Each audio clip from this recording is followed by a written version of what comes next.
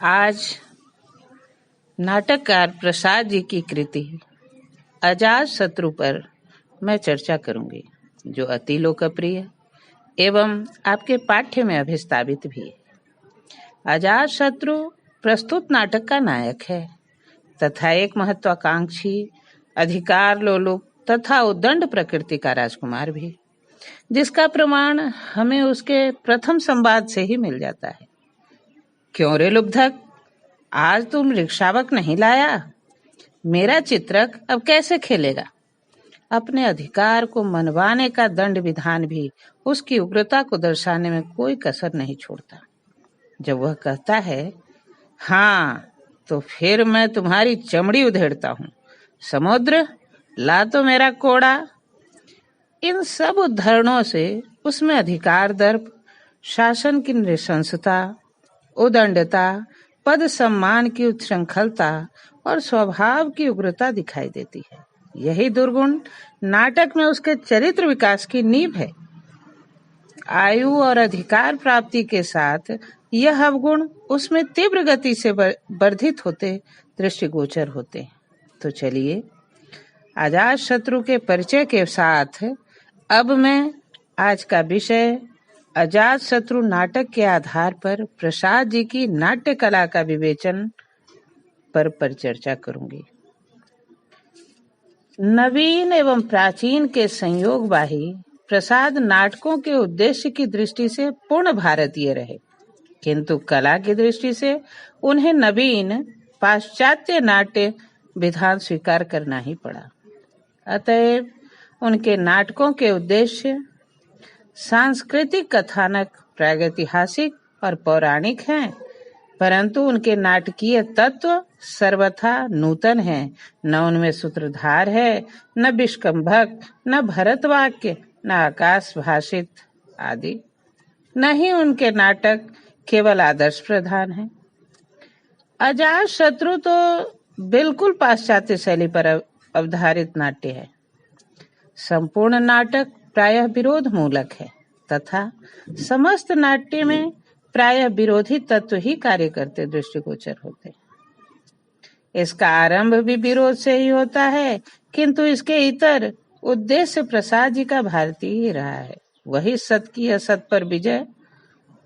इस नाटक में दो प्रवृत्ति के पात्र नियोजित हैं। एक दुष्प्रवृत्ति पात्र जो कुत्सित कर्म करते रहते हैं, जैसे अजात शत्रु और उसकी माँ छलना, कौशल में विरुद्धक और उसकी माँ शक्तिमती, कौशाम्बी में श्याम्प और अमपाली। इसके विपरीत दूसरी ओर वे पात्र हैं जो इन पात्रों के अन्याय अत्याचार सहन कर शांति स्थापित करते। प्रतिवाद के स्थान पर सहानुभूति दर्शाना ही उनके जीवन का लक्ष्य है, जैसे मगध रानी वासवी, कौशल सेनापति बंधुल और पत्नी मल्लिका। नाटक के असत पात्र अपनी महत्वाकांक्षा एवं अधिकारों की लालसा में इस प्रकार निबद्ध है कि वे पृथक पृथक अपना मंतव्य लेकर चलते हैं तथा सत पात्र पूर्ण रूपेण भगवान बुद्ध से संप्रभावित हैं। इनके मध्यांतर एक तृतीय कोटि के भी पात्र हैं, जो अशक्ति और विरक्ति दोनों के मध्य दोलायमान होते रहते हैं। ये दुर्बल व्यक्तित्व के पात्र हैं, जिनका स्वभाव परिवर्तित होता रहता है, जैसे मगधराज बिंबिसार, कौशाम्बीपति उदयन और कौशलाधीश प्रसेनजित। बिंबिसार गौतम बुद्ध की आज्ञा एवं छलना के बाध्य करने पर ही अधिकारच्युत होते हैं, जिसकी लालसा उन्हें अंत तक बनी रहती है। इधर बुद्ध का पावन आचरण एवं वासवी का सात्विक सहयोग इन्हें भीषण भोग से दूर रखते हैं। वहीं प्रसेन अपनी महत्वाकांक्षा पर अपने योग्य सेनापति बंधुल और युवराज तक की अवहेलना कर देता है, किंतु हृदय से वह अत्यंत ही निश्चल है।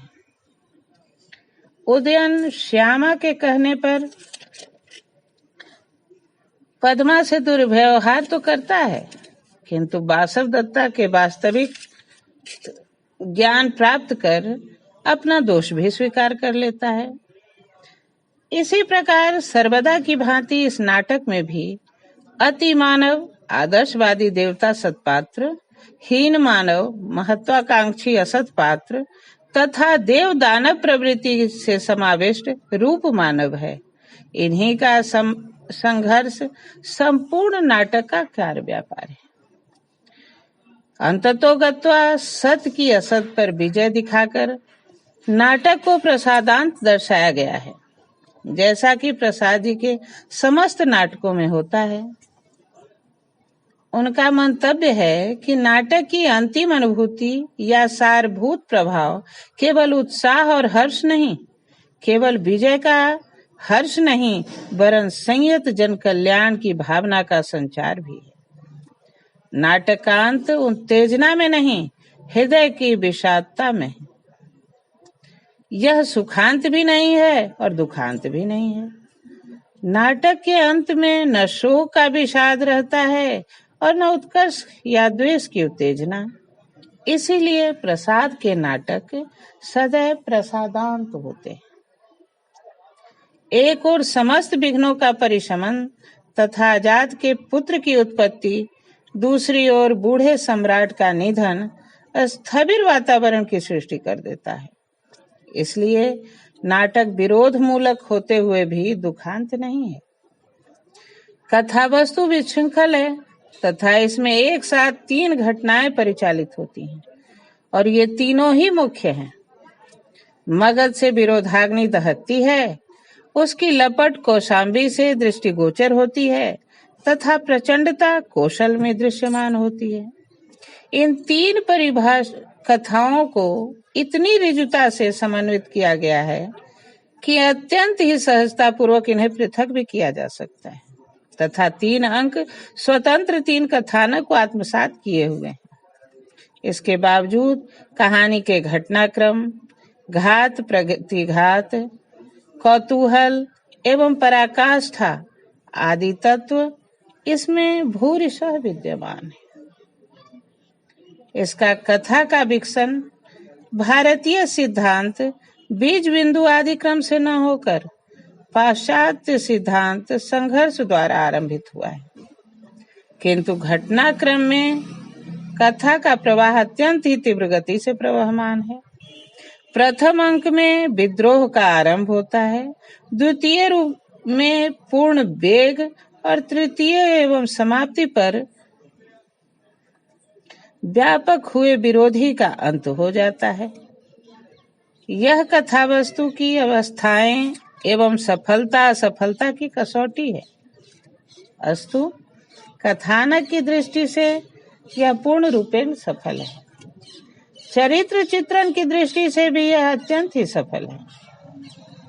प्रसाद जी ने चरित्रों में देव दानव का क्रम समायोजित किया है। इसके मुख्य पात्र अजातशत्रु, छलना, शक्तिमती, विरुद्धक, देवदत्त आदि आदर्शहीन दुष्प्रकृत पात्र हैं। अजात इसका नायक है। भारतीय सिद्धांतानुसार अजात में नायकत्व के गुण नहीं है, परंतु पाश्चात्य सिद्धांत के अनुसार सबसे अधिक संघर्षशील होने के कारण वह नायक है, क्योंकि इसी के इर्द गिर्द कथा घूमती है तथा अंततोगत्वा फलागम का भोक्ता भी यही है। दूसरी ओर वे पात्र हैं जो स्वयं के मनोबल, सतबल तथा योग्य व्यवहार द्वारा इन पात्रों को प्रभावित कर असत पर सत की विजय कराते हैं। ऐसे पात्रों में वासवी, मल्लिका, बुद्ध आदि हैं। कई ऐसे पात्र भी हैं जो सत असत के मध्य डूबते उतराते रहते हैं, यथा उदयन, बिंबसार, प्रसेन, श्यामा इत्यादि। तीनों प्रकार के पात्र मानसिक द्वंद्व, निश्चित उद्देश्य एवं स्वाभाविक विशिष्टता स्वयं में समाहित किए हुए हैं। नाटक के समस्त पात्र स्वयं की स्थिति और कार्य व्यापारानुरूप हैं। सभी पात्रों में वैविध्य एवं अंतर द्वंद्वों की प्रभूत मात्रा है तथा सभी पात्र अस्तित्वपूर्ण एवं महत्वपूर्ण है। इस प्रकार चरित्र चित्रण की दृष्टि से इसमें कोई त्रुटि दृष्टिगोचर नहीं होती। कथोपकथन के प्रणेता हैं प्रसाद जी। उनके भावातिरेक दार्शनिक गांभीर्य को यह हम अवगाहित कर सकें तो कार्य की दृष्टि से उनके नाटकीय संवाद काफी प्रभावशाली रहते हैं। उनके प्रभावोत्पादक संवादों में पात्रानुकूलता, वातावरण निर्माण करने की अतुल शक्ति तथा कथा प्रवाह को बलीभूत करने की अपार क्षमता उनमें है। यही कारण है कि प्रत्येक पात्र का कथन उसकी मनोदशा की पूर्ण अभिव्यक्ति करता प्रतीत होता है।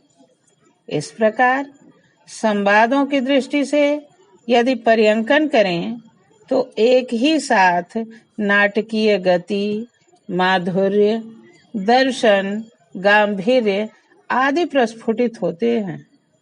कहीं कहीं दीर्घ संवाद थोड़ा नीरस करता अवश्य है, पर वैसे प्रसंग अत्यंत ही न्यून है।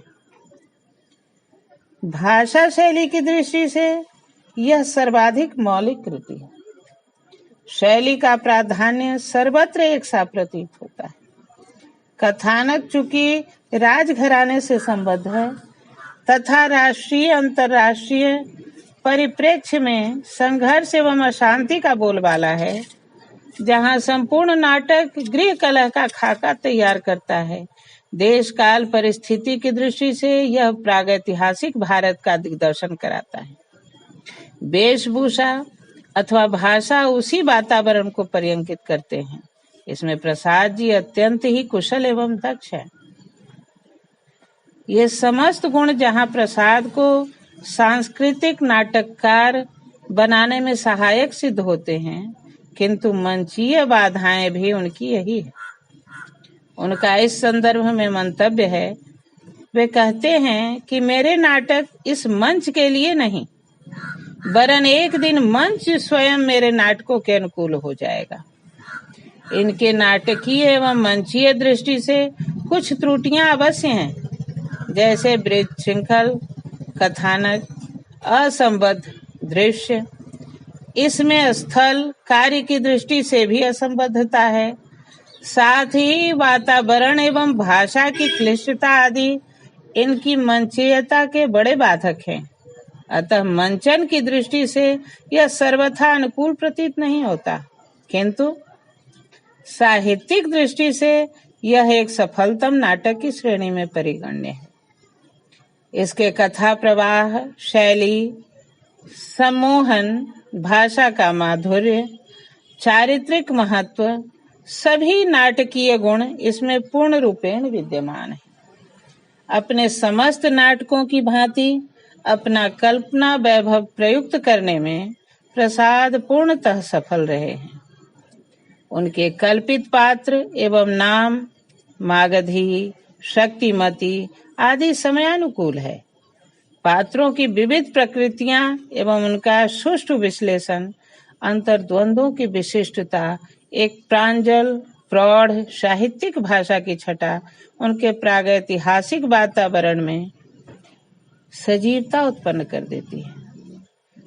अस्तु, यदि हम कहें कि उनके समस्त नाटकों की भांति अजातशत्रु भी हिंदी साहित्य की अमूल्य निधि है, तो कोई अतिशयोक्ति नहीं होगी। यह परिचर्चा आपको कैसी लगी, कमेंट बॉक्स में कमेंट कर बताएंगे तथा कोई प्रश्न हो वह भी पूछेंगे, जिससे मैं आपकी समस्या का समाधान कर सकूं। अध्ययन सिर्फ पठन तक ही सीमित न होकर मनन तक पहुंच जाए तो अत्युत्तम है। आज बस इतना ही।